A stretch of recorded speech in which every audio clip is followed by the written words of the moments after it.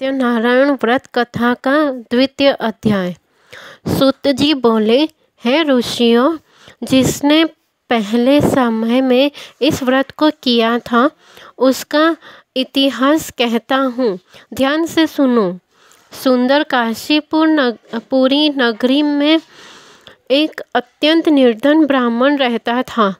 भूख प्यास से परेशान वह धरती पर घूमता रहता था। ब्राह्मणों से प्रेम करने वाले भगवान ने एक दिन ब्राह्मण का वेश धारण कर उसके पास जाकर पूछा, हे विप्र, नित्य दुखी होकर तुम पृथ्वी पर क्यों घूमते हो? दिन ब्राह्मण बोला, मैं निर्धन ब्राह्मण हूँ, भिक्षा के लिए धरती पर घूमता हूँ। हे भगवान, यदि आप इसका कोई उपाय जानते हो तो बताइए। वृद्ध ब्राह्मण कहता है कि सत्यनारायण भगवान मनोवांछित फल देने वाले हैं, इसलिए तुम उनका पूजन करो। इसे करने से मनुष्य सभी दुखों से मुक्त हो जाता है। वृद्ध ब्राह्मण बनकर आए सत्यनारायण भगवान उस निर्धन ब्राह्मण को व्रत का सारा विधान बताकर अंतर्धान हो गए। ब्राह्मण मन ही मन सोचने लगा कि जिस व्रत को वृद्ध ब्राह्मण करने को कह गए हैं, मैं उसे जरूर करूँगा। यह निश्चय करने के बाद उसे रात में नींद नहीं आई। वह सवेरे उठकर सत्यनारायण भगवान के व्रत का निश्चय कर भिक्षा के लिए चला गया। उस दिन निर्धन ब्राह्मण को भिक्षा में बहुत धन मिला, जिससे उसने बंधु बांधवों के साथ मिलकर श्री सत्यनारायण भगवान का व्रत संपन्न किया। भगवान सत्यनारायण का व्रत संपन्न करने के बाद वह निर्धन ब्राह्मण सभी दुखों से छूट गया और अनेक प्रकार की संपत्तियों से युक्त हो गया। उसी समय से यह ब्राह्मण हर इस व्रत को करने लगा। हर माह इस व्रत को करने लगा।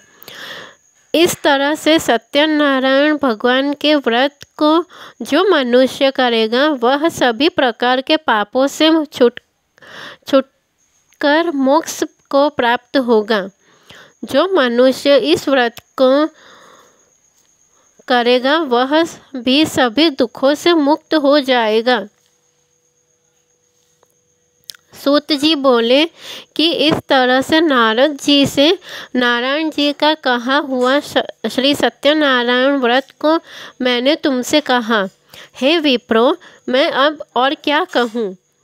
ऋषि बोले, हे मुनिवर, संसार में उस विप्र से सुनकर और किस किस ने इस व्रत को किया, हम सब इस बात को सुनना चाहते हैं। इसके लिए हमारे मन में श्रद्धा का भाव है। सूत जी बोले, हे मुनियों, जिसने इस व्रत को किया है वह सब सुनो। एक समय वही विप्र धन व ऐश्वर्य के अनुसार अपने बंधु बांधवों के साथ इस व्रत को करने को तैयार हुआ।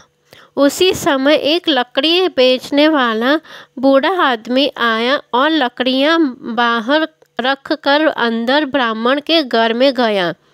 प्यास से दुखी वह लकड़हारा उनको व्रत करते हुए देख विप्र को नमस्कार कर पूछने लगा कि आप यह क्या कर रहे हैं तथा इसे करने से क्या फल मिलेगा, कृपया मुझे भी बताएं। ब्राह्मण ने कहा कि सब मनोकामनाओं को पूरा करने वाला यह सत्यनारायण भगवान का व्रत है। इनकी कृपा से ही मेरे घर में धन धान्य आदि की वृद्धि हुई है। विप्र से सत्यनारायण व्रत के बारे में जानकर लकड़हारा बहुत प्रसन्न हुआ। चरणामृत लेकर वह प्रसाद खाने के बाद वह अपने घर गया। लकड़हारे ने अपने मन में संकल्प किया कि आज लकड़ी बेचने से जो धन मिलेगा उसी से श्री सत्यनारायण भगवान की उत्तम व्रत करेगा। मन में इस विचार को ले बूढ़ा आदमी सिर पर लकड़ियां रख उस नगर में बेचने गया जहाँ धनी लोग ज़्यादा रहते थे। उस नगर में उसे अपनी लकड़ियों का दाम पहले से 4 गुना अधिक मिलता है।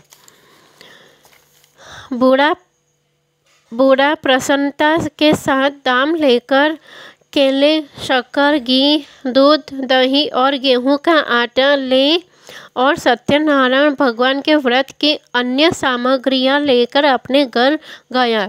वहां उसने अपने बंधु बांधवों को बुलाकर विधि विधान से सत्यनारायण भगवान का पूजन और व्रत किया।